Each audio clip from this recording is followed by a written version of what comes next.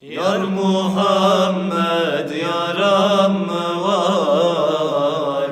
Dost Muhammed yaram mı var? Bu derd ile ölen mi var? Muhammed'i gören mi var? Hey, Yar Muhammed yaram mı var? Dost Muhammed yaram mı var? Bu derd ile ölen mi var? Muhammed'i gören mi var?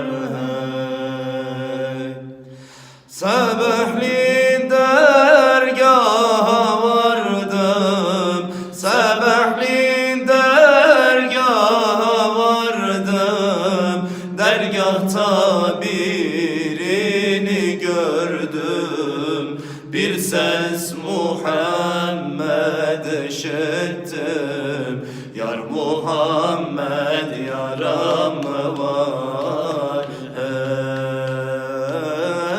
Yar Muhammed yaram mı var?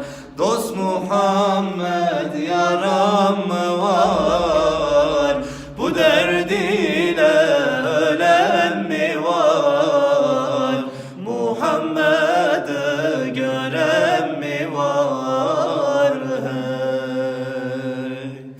Sabahleyin ötüşen kuşlar, sabahleyin ötüşen kuşlar, dervişler zikire başlar, pervane döner aşıklar.